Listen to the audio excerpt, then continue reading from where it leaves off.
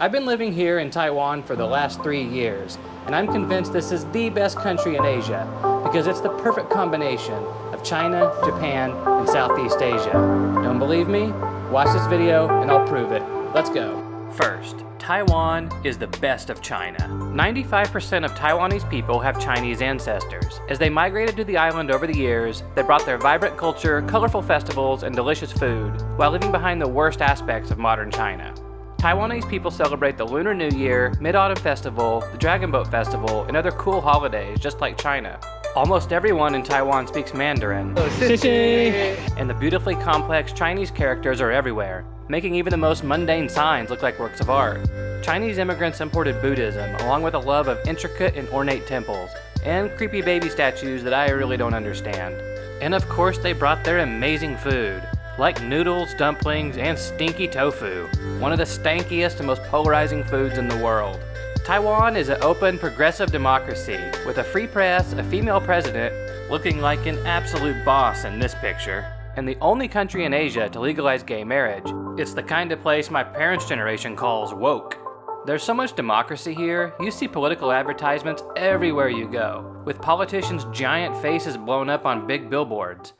Conversely, China has the CCP and all the wonderful things that come along with it, like internet censorship, state-controlled media, industrial-scale corruption, warmongering, modern slavery, and ethnic cleansing, so there's that. China can be a tough place to visit, as locals often spit on the sidewalk and stare at foreigners. Chinese people aren't the best at queuing, so buying train tickets or boarding the subway is always an adventure. And although the air pollution in Taiwan can be a little bad in the dry season, it's nothing like the toxic haze that hangs over China all winter. In short, Taiwan is a thriving democracy with lively festivals, delectable cuisine, and ancient culture from China, but without the oppressive government, toxic pollution, and annoyances of the mainland. Taiwan sometimes feels like Japan, especially when traveling on the highway, metro, or rail network. Japan controlled Taiwan for 50 years, from 1895 to 1945, and built much of the rail lines in place today. Taiwanese streets are clean, safe, and organized, much like the neighboring country to the north. High-speed rail connects all the cities on the west coast, and the Taipei Metro is as extensive and punctual as those in Japan. Okay, maybe not quite as punctual. Nobody's apologizing for leaving 20 seconds early here in Taiwan. The similarities extend beyond transportation. Japanese food is prevalent in Taiwan. You can eat sushi or udon noodles or drink at izakayas all over the island. The Taiwanese love baseball, and games are similar to those in Japan, with cute cheerleaders dancing on the dugouts and special chants for each player. There are still some beautiful Japanese-style buildings left over from the colonial period, and there's a Japanese flair to many of the shops here in Taiwan. Taiwan is a mountainous island with the highest peaks in East Asia. In fact, Taiwan's Jade Mountain is 200 meters taller than Mount Fuji, so take that, Japan! The soaring mountains in the north of Taiwan are covered in thick forests and are home to several Japanese-style hot spring resorts. The Tropic of Cancer bisects Taiwan, dividing the tropical south with the subtropical north. The north is delightfully cool and rainy in the winter, making it feel like Japan during the Sakura. However, the tropical south is warm even in January, out of reach of the bitter Siberian winds that assault Japan all winter long. In part due to the tropical location, it's much more laid back and less formal than Japan. I can wear my Hawaiian shirts here and fit right in. To recap, Taiwan has many aspects of Japan, like efficient public transportation, Japanese food, mountainous terrain, hot springs, and colonial buildings, but it's friendlier, more laid back, and warmer in the winter. Taiwan sometimes feels like China, sometimes feels like Japan, and sometimes feels an awful lot like Southeast Asia, especially where I am right now, which is a district in Kaohsiung literally called Little Southeast Asia. Taiwanese people are kind, welcoming, and laid back, much like the friendly people of Southeast Asia. It seems like almost everywhere I go in Southeast Asia, friendly locals offer me warm beer, homemade whiskey, or milk tea. And in Taiwan, I end up drinking with random locals whether I want to or not. Ganbei! Alright, ganbei. Ganbei is a cheers in Taiwan that means dry cup. And notice how my new friend here watches to make sure I drink the whole thing. Alright.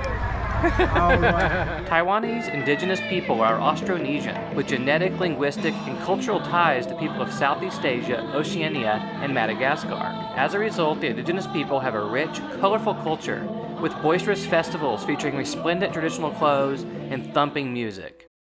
The city streets in Taiwan are clean and orderly. As soon as I enter a traditional market, I feel like I'm back in Myanmar or Vietnam. Taiwanese markets buzz with activity, as locals haggle over fresh fish, butchers chop up roasted ducks, vendors serve up many things I've never seen before, and motorbikes weave through the shoppers. At dusk, crowded and noisy night markets pop up all over the island, filling the air with a miasma of deep-fried batter, grilled meats, stir-fried garlic, and pungent sticky tofu. Southern Taiwan has sandy beaches with the clear turquoise water of your Thai beach vacation dreams. There may be a nuclear power plant on the best beach in Taiwan, but if you look the other way, you'll barely notice it. The jungle-clad mountains of the south are a hiker's paradise, with thundering waterfalls and jagged peaks to explore, similar to the Philippines, Laos, or Indonesia. The mountains are filled with monkeys, but the monkeys here are chill and don't often attack people. In contrast, I know dozens of people who were robbed, assaulted, or peed on by monkeys in Southeast Asia. Although the heat and humidity in Taiwan are oppressive all summer, it's nothing like the relentless heat that assaults Jakarta, Saigon, and Bangkok all year long. There are convenience stores all over Taiwan, so if the heat gets to be unbearable, just slip inside for some glorious air conditioning. But the big advantage Taiwan has over Southeast Asia is the winters are absolutely perfect. Taiwan is much more politically stable and safer than its Southeast Asian neighbors. There's virtually no street crime, and not naming any names, but some neighbors seem to have an annual coup. In short, Taiwan has tropical beauty, friendly people, indigenous cultures, and traditional markets like Southeast Asia, but without the year-round oppressive heat, corruption, and urban chaos. Taiwan isn't a utopia, but when you factor in weather, crime, healthcare, public transportation, natural beauty, and political stability, it's clearly one of the best places to live in the world. My wife and I love living here, and we'd like to stay a while, but the one thing that might drive us away is an invasion from China. And if that happens, it'll almost certainly start at a place like the Kinmen Islands. I went there and made some videos about this fascinating place. Check it out.